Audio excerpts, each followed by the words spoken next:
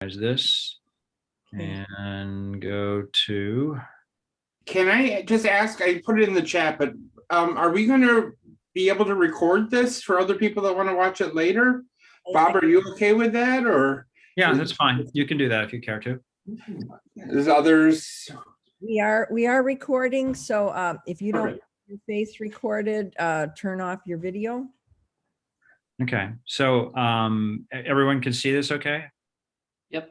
Okay, so what this really is it's modeling really how beaver wetlands affect flood mitigation, and we looked at the Milwaukee River watershed. So this was the presentation as Jim Bland told you that I gave last month.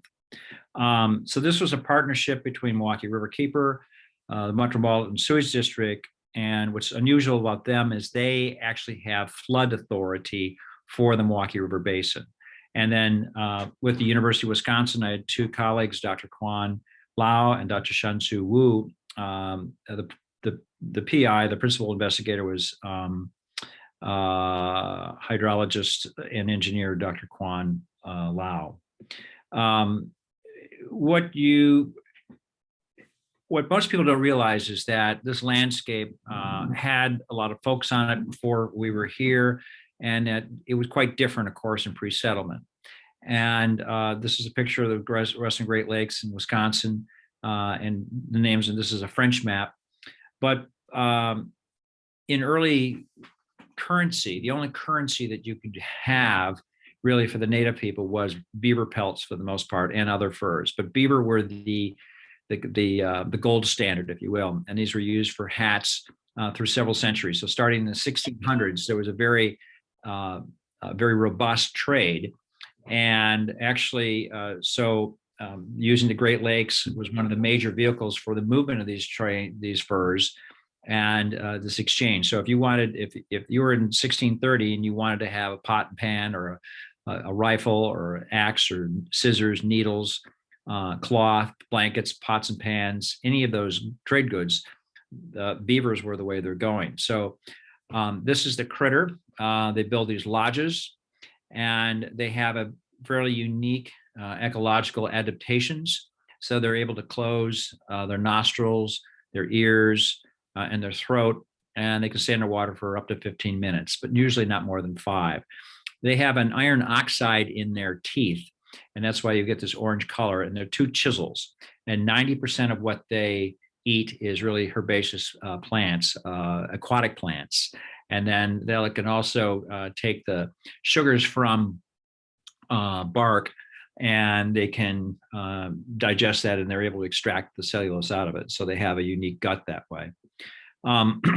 When they have an undisturbed area where they're allowed to basically do their ecosystem engineering work, they'll build a dam, and they have a lodge, and that is more like a castle and a moat, and they can raise their family in there. And they flood an area, and they use the waterways to get access to food. So they'll basically flood, and they'll have channels, and they completely change the hydrology of rivers. And for example, in the Milwaukee area, or in probably your area too, they were extirpated by about 1730. Wisconsin was, for example, was pretty much began settlement in the late 1830s and vigorously in the 1840s. And so the beavers were pretty much gone here more than 100 years prior to settlement. And this is a map of from a book by Henry Morgan called The Beaver and His Works. It was written in 1868, and this is in Upper Michigan. But streams prior to the de-beavering of the landscape look like this, which is a series. These are very small creeks, maybe 5-10 feet across, but they would have a series of ponds in them. And so the structural hydrology is quite different, and also the stability of the system is more. So think of these as like 2x4s in your house. So if you look, this is the exact same area, but taken from a plane, and you can see in here, these are the beaver dams in here, and these channels are access points where they can get up into to forage. So these are their roads, and then they'll have lodges in here.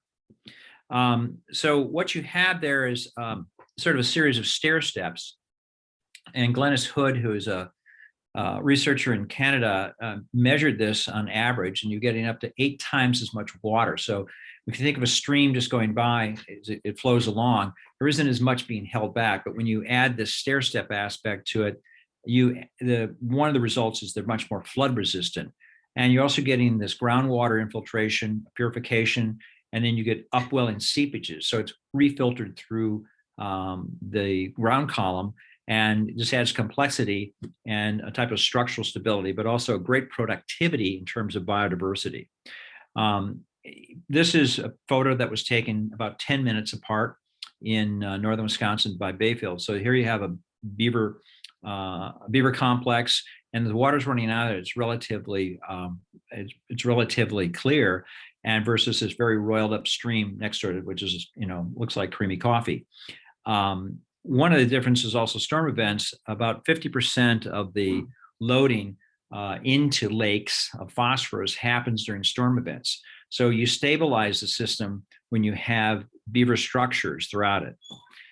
This is another aerial photograph of that same system that I showed you in the earlier photograph, of what it looks like as a matured system. So you've got this slow moving stream, but with that, you're getting this great flourish of biodiversity. So you're getting birds, amphibians, reptiles, a lot of different aquatic plants, fins, but you also have a greater forage. So these wetland habitats really are really water's life, and they increase the carrying capacity and the richness or biodiversity of the landscape. When you have abundance of this flora and fauna, which also includes insects, or some of the most basic things, the small plankton that are in water, you're getting this up pressure of abundance, and then you can have the presence of predators, and those territories will get actually smaller in an area that's inhabited by a lot of beaver. This is a common type of site that you would see, let's say in northern Wisconsin, of a matured system where the trees had been died, and so there's stumps out there. In some cases, they're still upright, wood ducks, but this is what they often look like. But these wetlands are akin to our coral reef or our tropical rainforest. For the number of species per square meter, they're the richest that we have in the Upper Great Lakes. Voyageurs National Park, which was founded was protected in 1976, so it's a newer national park. It's northeast Minnesota, has a matured system of beavers in it, and you can see how these streams flow through here. So it's 525 square miles, but these are all beaver colonies, each one of these dots, and this over this landscape, you've got one of the highest densities, about 32 beavers per square mile. But you get a lot of symbiosis of other creatures. So throughout that 525 square miles, there's a total of 31 great blue heron rookeries in that, and 100% of them are in beaver ponds. So they create the situation that creates the habitat for many other creatures. So this relationship is kind of the mechanism of nature, if you will. And so these structures create habitat for great blue herons. 82% of the ospreys are also nesting in beaver ponds. So this really is our natal hydrology. And when I had sort of an epiphany that this is really what things look like in pre-settlement, it was for me, it was quite a revelation. And so, but this is really how our streams are healthiest. And because the stream morphology, the actual shape and structure, is more resilient, the water quality is improved. You have stability of the system. So your base flows are higher during dry periods, and they're in a big flow, they're lower flow. So the biodiversity, flood reduction, and that's really one of the things we need with climate resistance. But then also you get the beauty of all the wildlife that comes with that. This is a smaller type of this is only about 15 feet across. This is a beaver dam structure of northern Michigan. This is one of the biggest ones that I know of in northern Wisconsin. So this dam is maybe 300 meters across.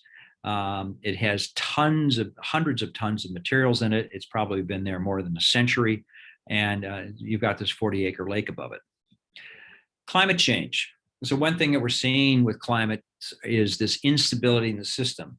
So we're getting changes, and we're getting, in the Midwest, we're getting wetter. Out west, they're getting hotter and drier. So this is a picture in Idaho taken by Joe Wheaton, where you have these big wildfires that have been happening out west. And you have the refugia, which is this beaver complex at the base of this valley.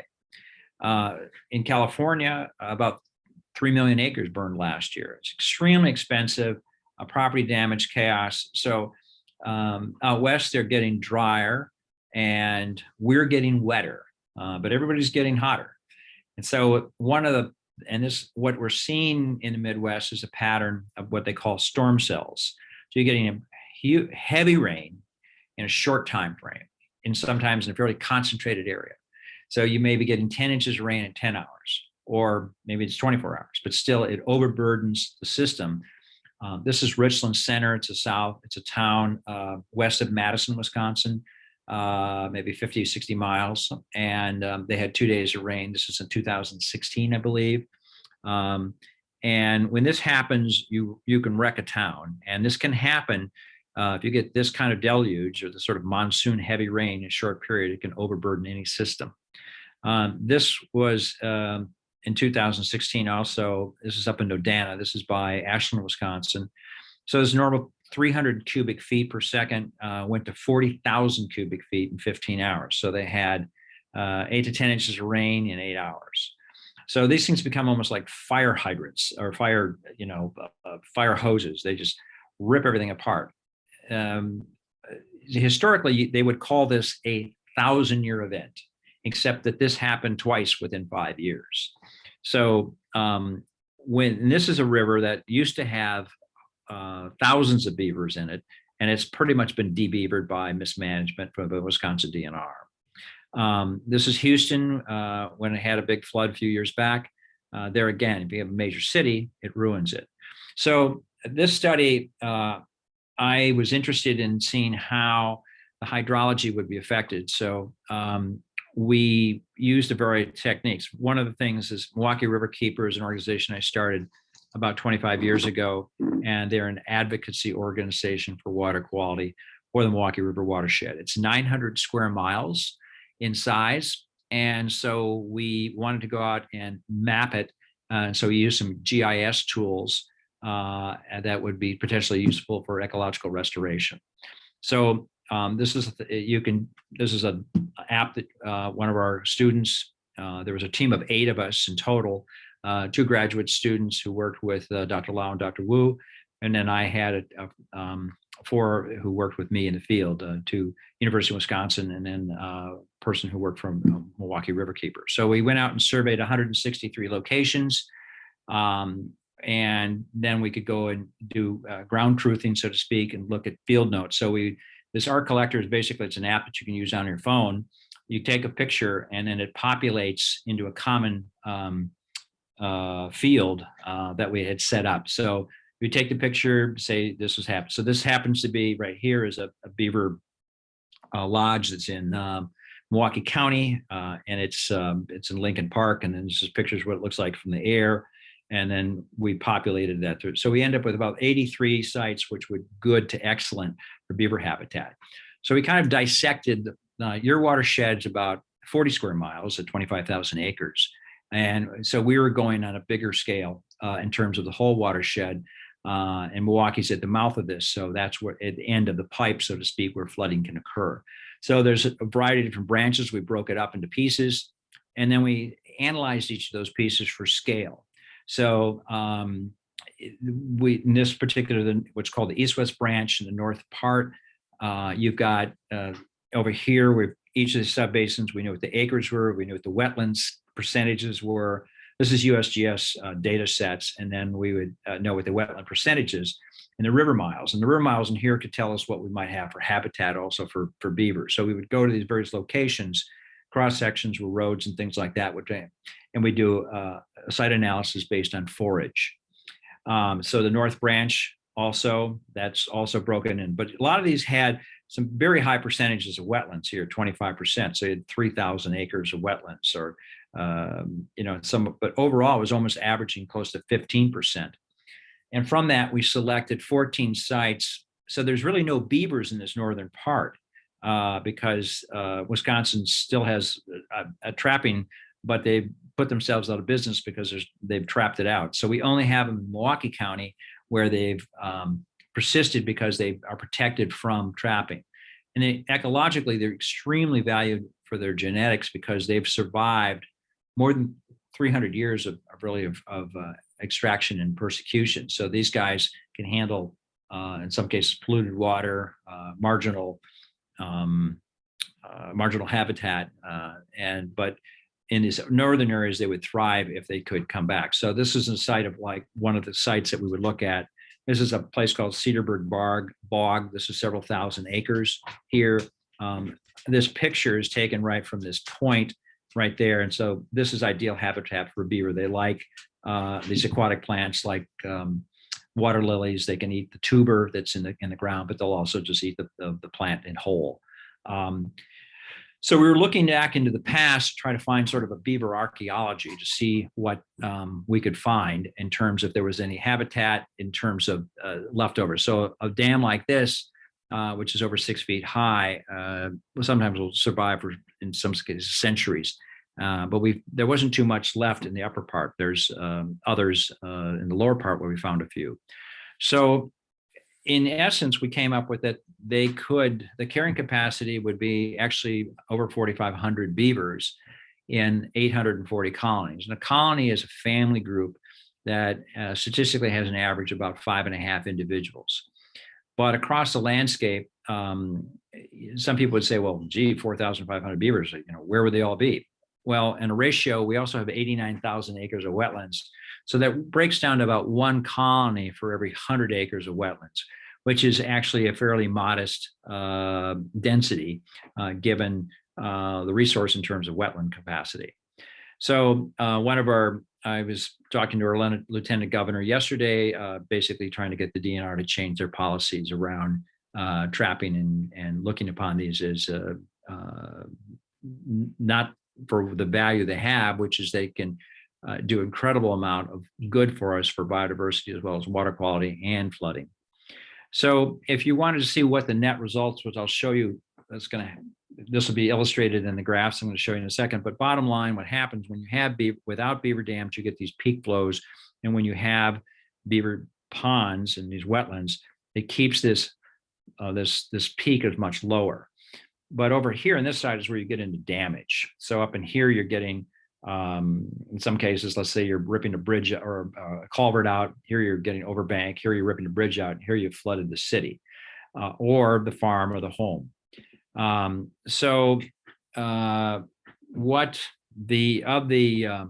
this map here, it's showing there's a total of actually 52, these yellow dots in here are locations where they modeled putting a hypothetical beaver dam that would be either 0.5 meter, 1 meter, or 1.5 meters.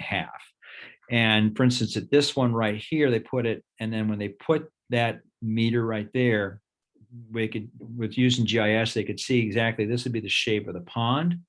There'd be different depths, so deeper here, and going back, there's the original channel. This is what it would look like from the sky, and we know there'd be 34.7 acres.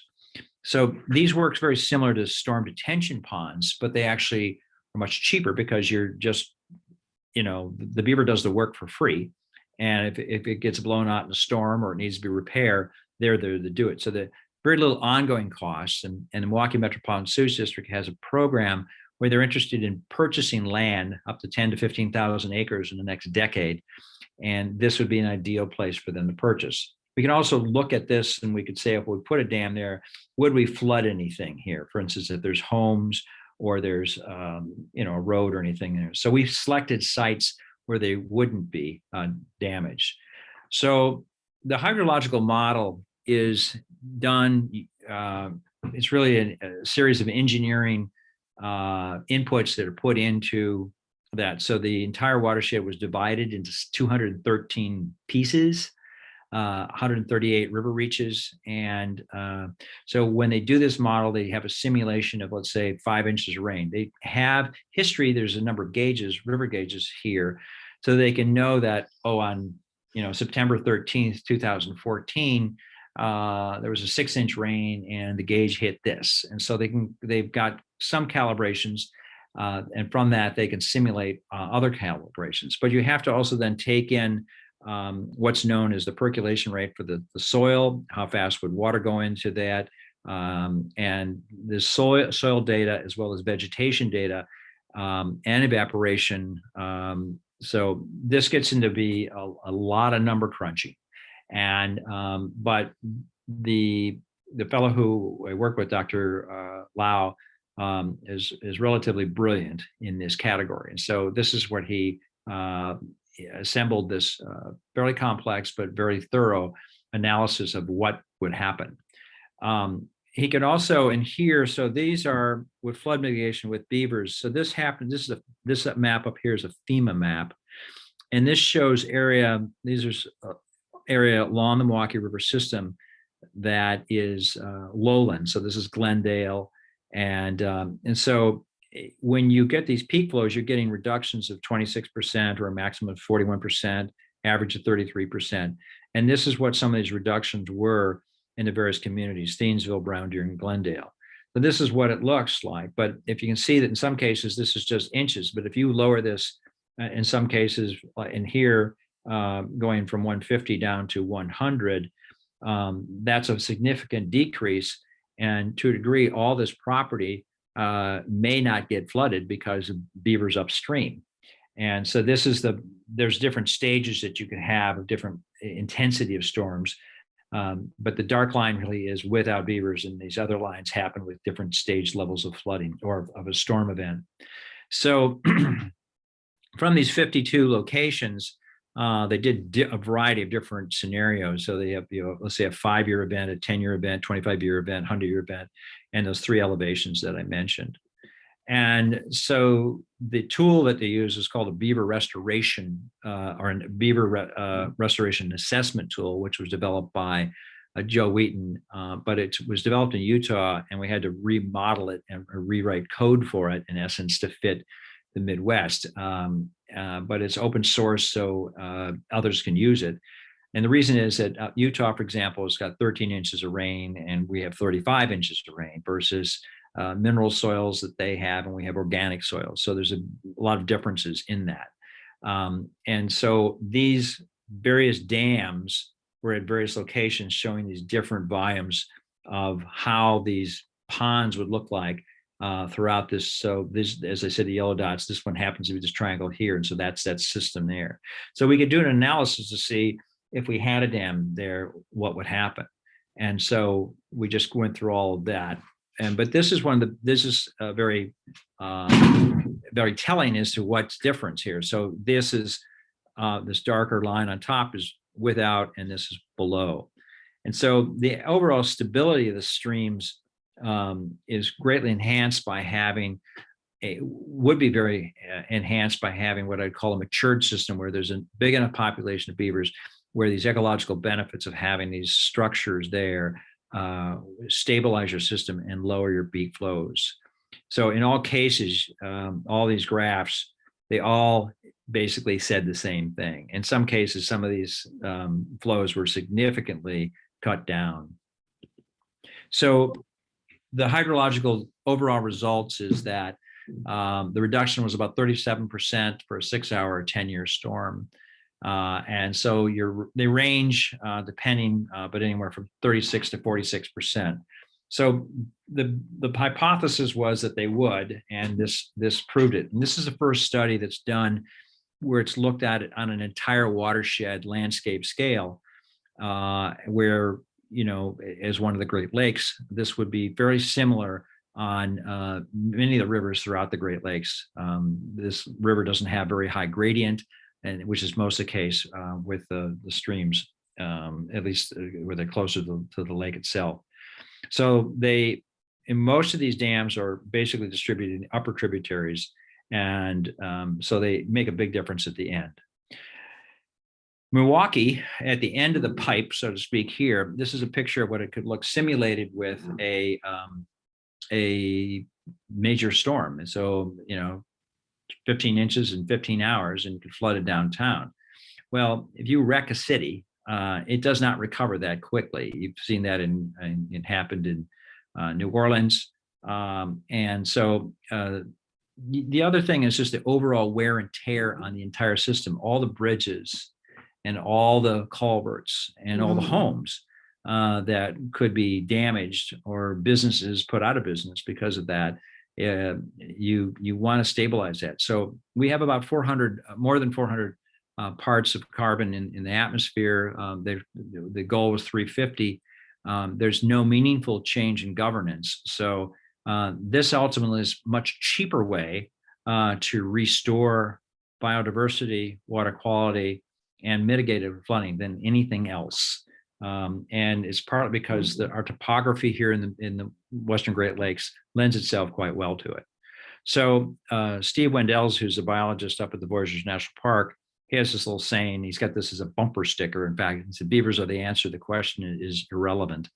But that's in essence what our study showed, that they can do a tremendous amount of benefit for us, and given the conditions of the planet, and it's important that we heed this and actually implement this sort of change of our approach to watershed protection versus some of the engineering things that have been the solutions of the past. So I'm happy to answer any questions that you might have.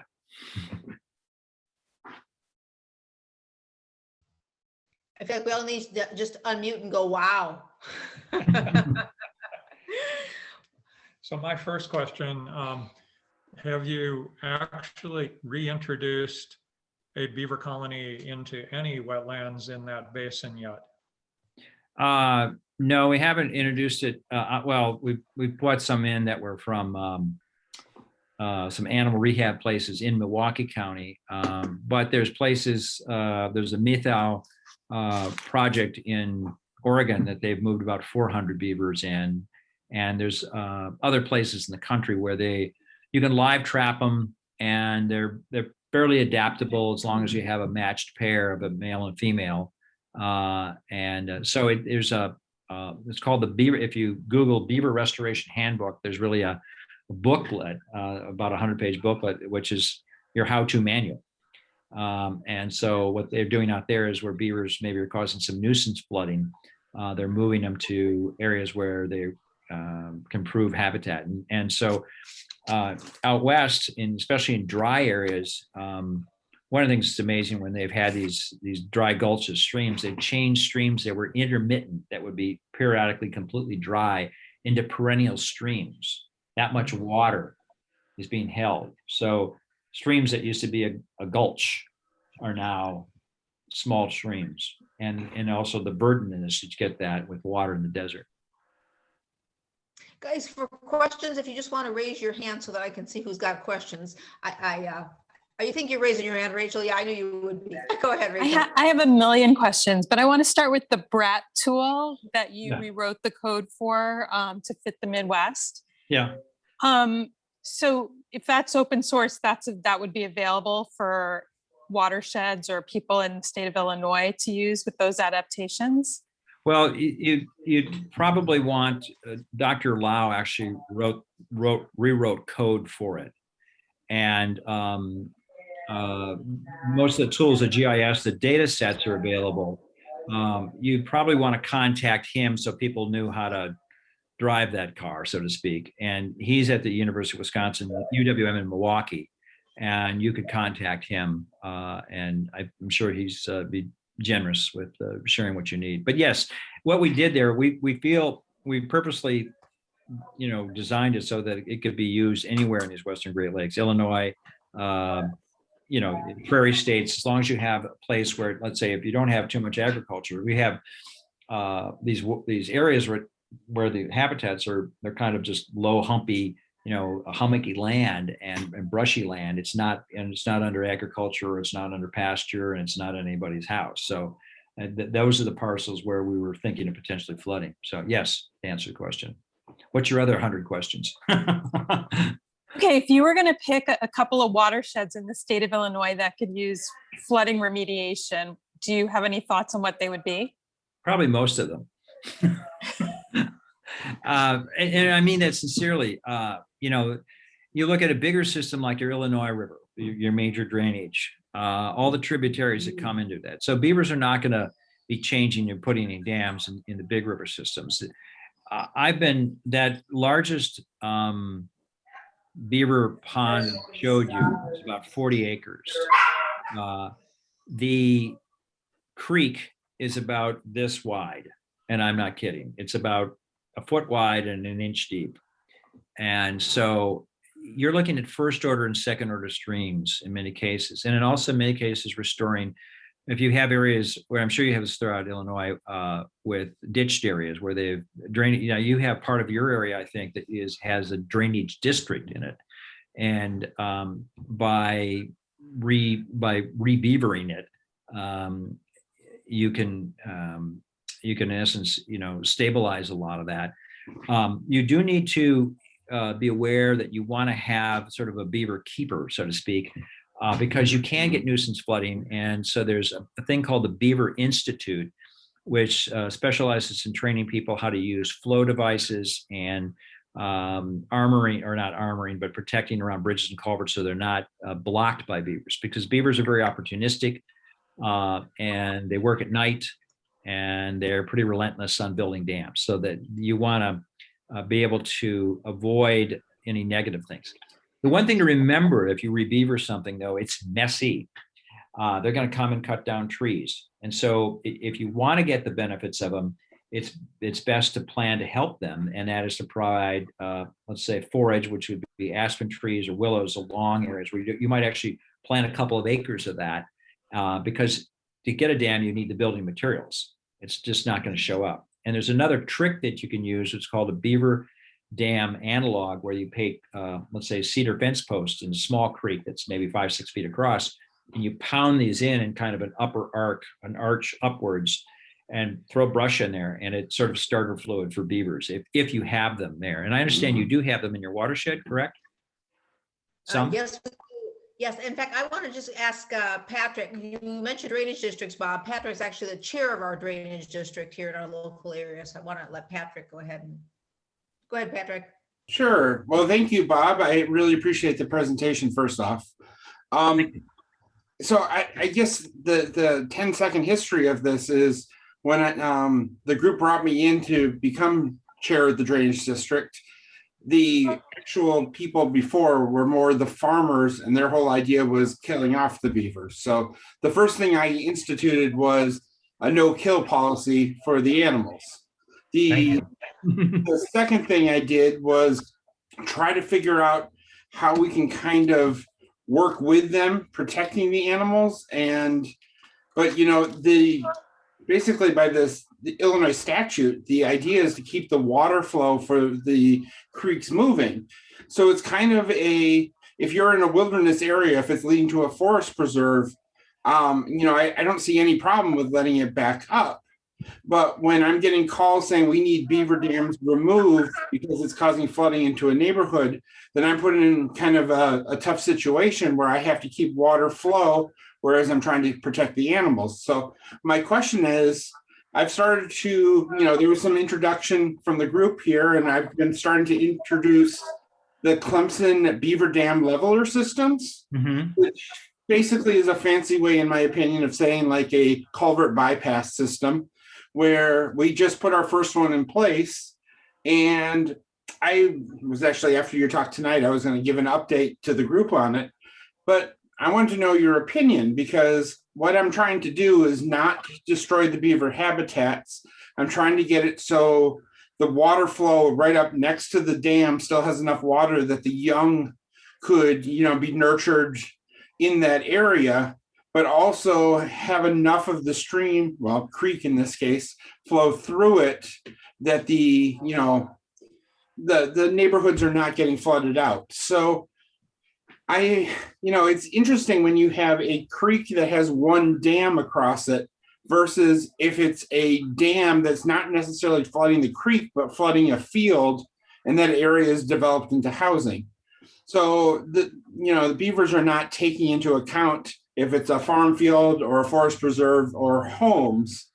So I'm trying to figure out, I'm started by protecting the beavers, but second of all is I still have to make sure that we don't have the flooding. So do you believe in this culvert bypass system, or what do you have any advice?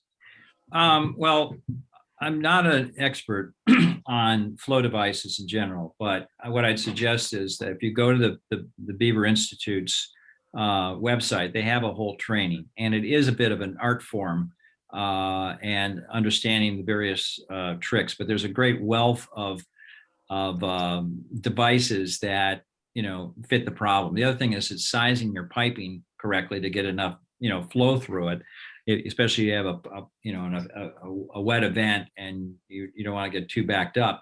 The answer to the question is the beavers, all the beaver dams leak, and that's basically what they're doing. They're moving water through. And the flow devices, is really a stack pipe like on a detention pond to let you control the elevation or the depth of it. And if you have that armored enough with a cage around it and the pipe is large enough, and you keep this, and they can also feel the pressure underwater. They can feel the flow. And so having that pipe vented to allow it dissipate, and then if you have an outflow where there's going to be a bigger flow, that they have a cage around that.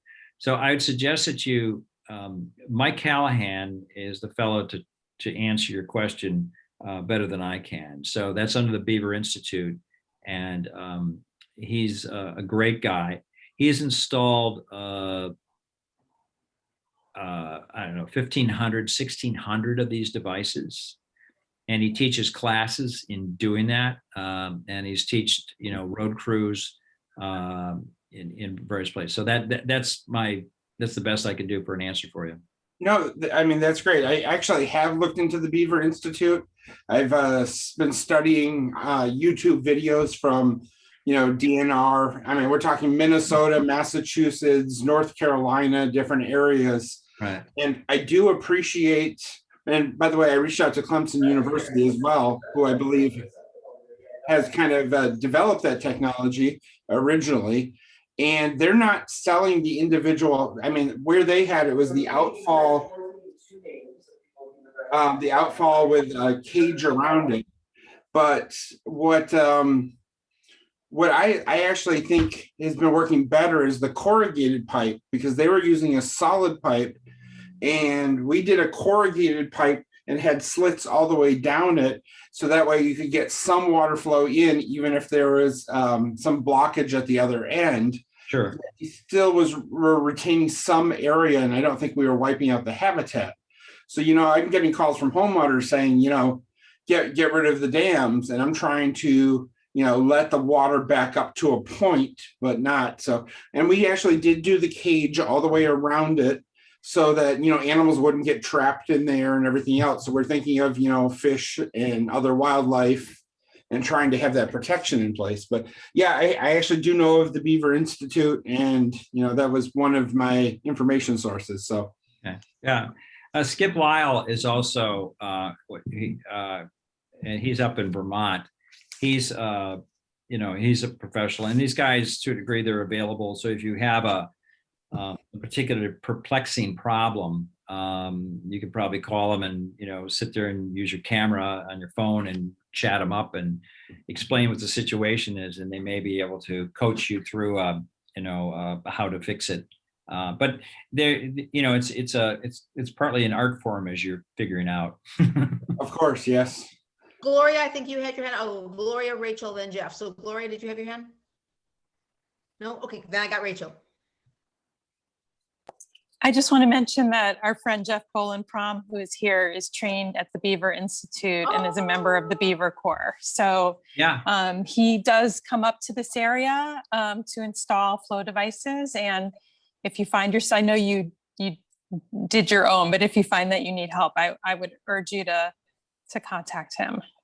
Yeah. So he's went through a professional training course, And so he is, I've talked to Jeff on the phone. I haven't met him, but yeah, he's in, I mean, it's a type of a business. It's what they call landscape plumbing.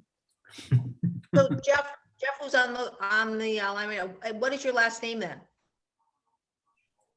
Jeff, or what? Yeah. Yeah, Jeff. Yeah. Yeah, you're the Jeff that Rachel's talking about, right? Yes, exactly. Yeah. Okay, so we just wanted to get your last name then.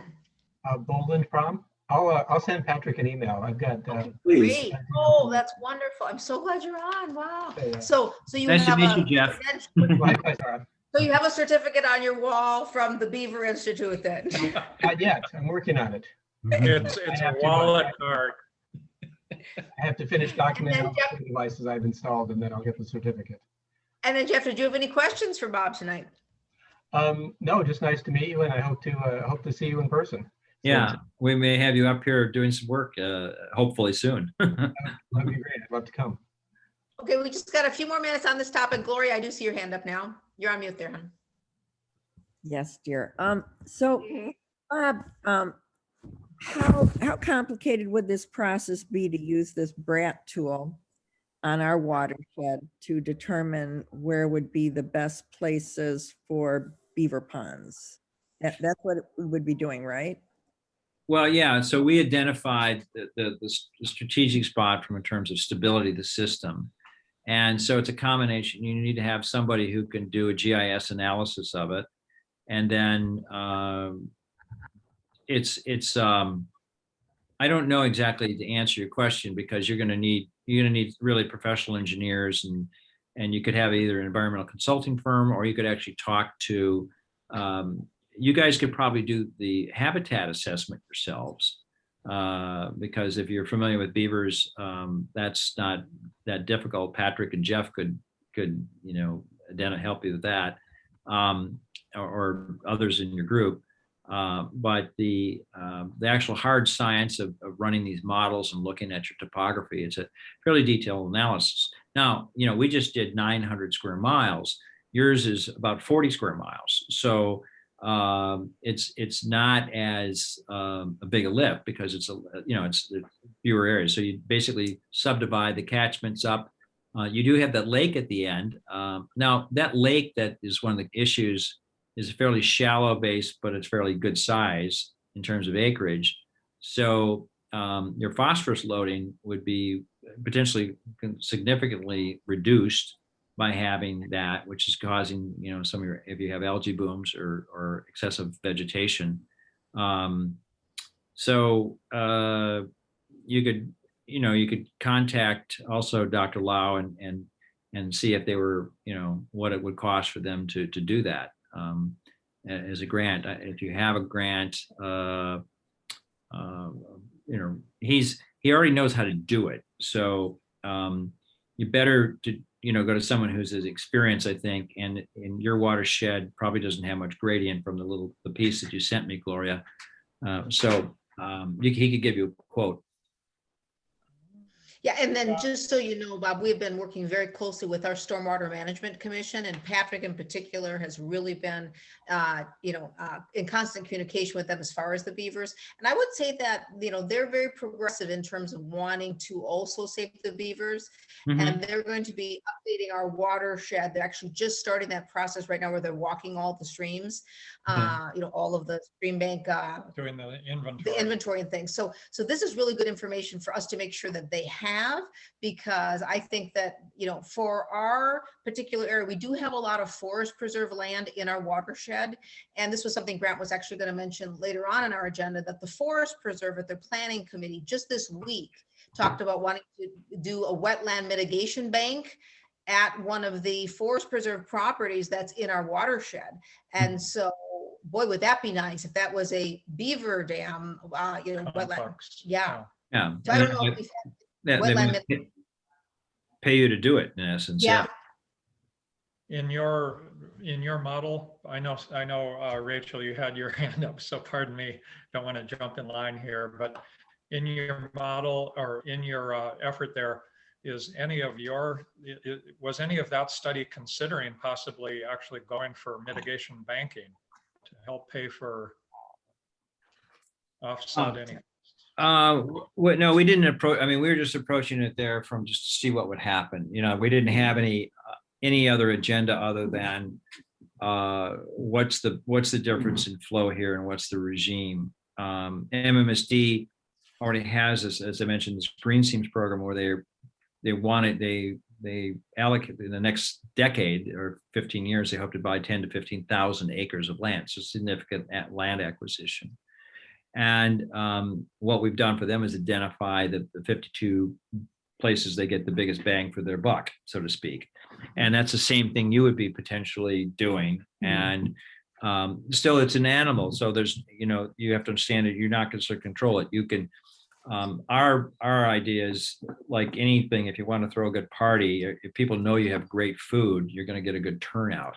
And so by putting a lot of forage at these locations, because you're going to need building materials if this is what you want.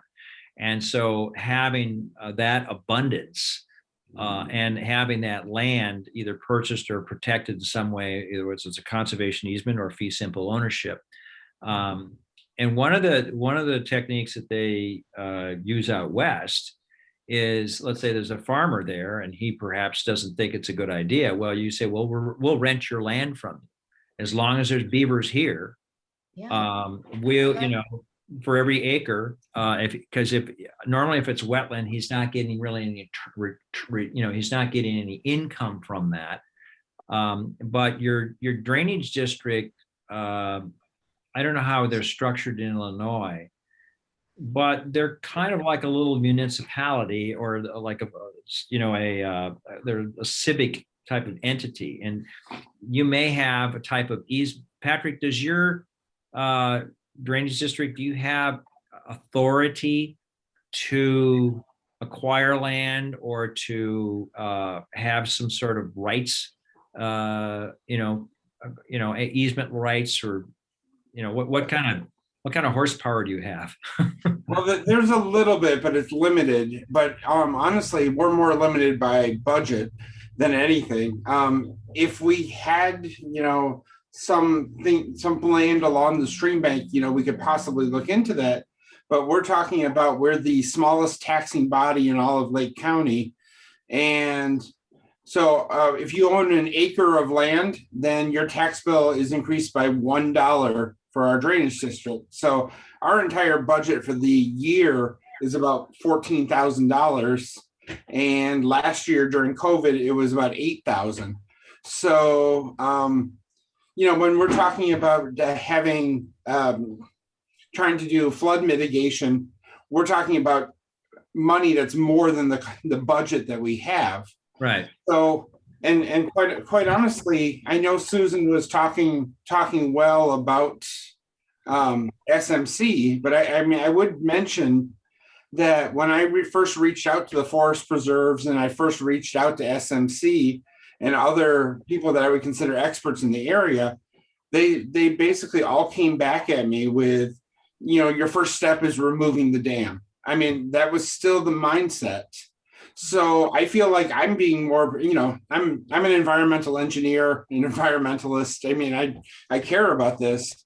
And I feel like I'm a little more progressive than most of the other experts. So even though they're conscious about it and they understand, they still say like, well, having homes flooded and property damage is more. So I'm actually looking for how do we change the mindset of other government bodies to actually make this as a concern, or that they might, recommend a different course of action other than the first step is being removing the dam, so.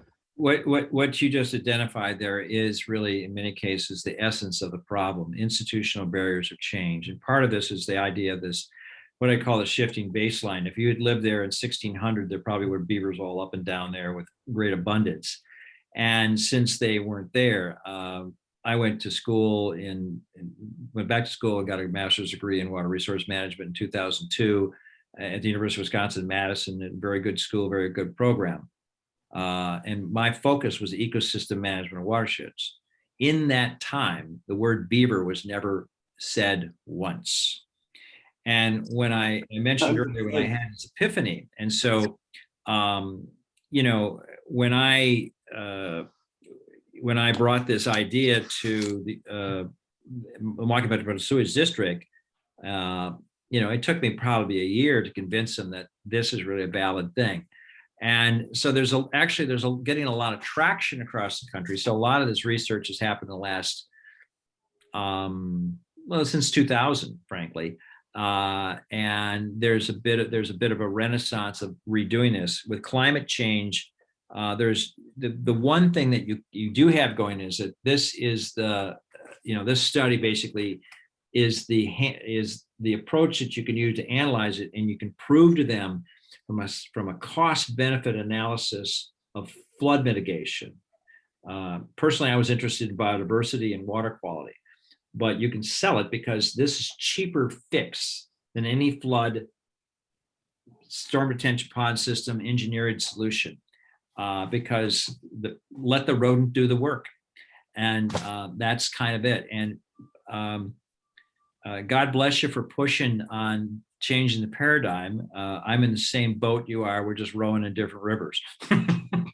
I hear it. Hey, Susan, real quick. I just want to say first, Jeff or Bob, either one of you gentlemen, I did put my information in the chat. If you come up with anything or have any sources, I have either my number or my email there.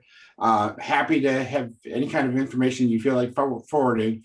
But I also just wanted to say, Bob, my background, geoenvironmental engineering, and my specialty was innovative technologies in soil and groundwater remediation. And they never mentioned beavers once either. So right. Yeah. So is Jim Bland, are you in there, Jim, somewhere? I'm still here, sure. There's a couple of things I might comment on. First of all, there is an entity here in Illinois that deals with environmental easements and conservation easements, and it's called Open Lands, and they're a very, very active group, and it's an example of a group of folks that could be helpful dealing with that particular issue. The modeling is what I have been most concerned about. And ironically, there is an HSPF model for this watershed that was created by Baxter Healthcare when they did a study in 2004. That information should be helpful and could be translated to the modelers on the presumption that we get help and support from SMC to get modeling of that character going forward in the watershed.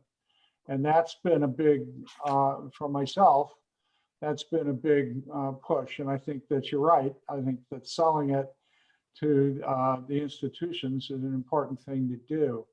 The second thing about that is that there are reasons why fishery biologists and river biologists have some objections to the whole business of doing the beavers. Partly because as the system has grown up, as the system has evolved, you have something called the index of biotic integrity. And that index of biotic integrity does not involve any sorts of beaver habitat as part of it. It's dependent on the way in which comparative sites were identified originally. So what you're dealing with is for people that are doing stream-related work, you're asking them to adopt a very, very different paradigm. And we don't have an awful lot of background in terms of the directed in-water biology of the beaver ponds that we're talking about. So those are some of the sorts of things that wind up being objections to it. But for the folks on Manitou Creek, I have to make sure that I get the right creek name going. Thank you. One of the big pushes that I have been trying to convince them of is the need to be able to have a continuous simulation model created for the watershed, and that is something that will wind up being something that will allow people to be in better position to make a case for the type of innovations that you're talking about. And it will be interesting, Bob, to know how the Milwaukee Sewage District has responded to your study. I'll guess that it's been pretty positive, but Yeah, other than the fact that, some people still have the same kind of like, I just get, there's some people would say, well, that's controversial, or we have to, in other words, for them, it just like throwing money at an engineered thing. This is a new paradigm. And so my hope is that they'll adopt this, and then we want to work with the University of Wisconsin to try to get some real metrics of measuring the changes in the biology. In other words, like the phosphorus, let's say, load in this stream was X, and now that we have beavers in it, it's reduced, or whatever the water quality benefits are. So, when change is one of those things, and change for people is hard, and change land use change to go and re-beavering it is. We're right at the process of hitting that on the head, so to speak. So I'm glad that you guys are interested, and if I can, offer any assistance or direction, I'm happy to do what I can, because I'd like to see this. I'd like to have Jeff be very busy with fixing these things, and I'd like Patrick to be considered the Pied Piper of Illinois for a more innovative approach to it. And I'd like to have your water quality good enough that you can go drink it. Relative to GIS resources, relative to identifying wetlands, there's something called a RAP that the folks are going to be familiar with, where different wetland sites have been identified in terms of their functional character. We're in a very good position to be able to undertake the sort of analysis that you did. And I think that will become part of it, but you have to get SMC on board. That's a critical part of it.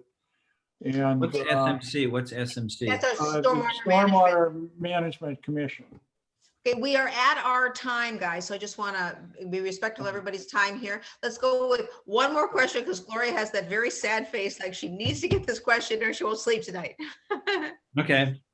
So, if I'm not oversimplifying things, we have a forest preserve that is dedicated to restoring wetlands. Mm-hmm. We could contact Dr. Lowe and find out what it would cost and what would be involved in doing a study. We could potentially apply for a Watershed Management Board grant to do that. Mm-hmm. If some of those prime locations for a beaver dam were in Nippersink Forest Preserve or Ray Lake, we might have a match there. That's what He could also just focus on those areas you already know you have the right conditions, or what we would call it a favorable, non-conflict area. So that, in other words, they would be receiving it. So you can bring the analysis down somewhat to look in here. So, for instance, we went to 163 places, and then identified 85. And from then he just plopped in these dams and did 52. So a beaver in this area, with 840 colonies potentially, even though he just did hypothetically 52 locations, we just measured at that. If this was a matured system, in other words, if we let beavers go full board here and we went out 40 years, we'd probably have 150 to 200 dams, and we'd probably even lower the numbers. But he could focus on the areas where you have, we'll call it the most favorable audience to receive them and allow them to go, and the habitats there in a forest preserve. Yeah, great question, Gloria. Great question. Okay, so again, we're at our time. I want to be respectful of that. Gloria, I didn't know if you wanted to try to extend the time to go any other agenda items. We can let Bob sign off if he needs to hear then. I want to make sure to say thank you You're welcome. Yes, of course. Round of applause. Yeah. Absolutely. Great. Wonderful. Oh, my goodness, yes.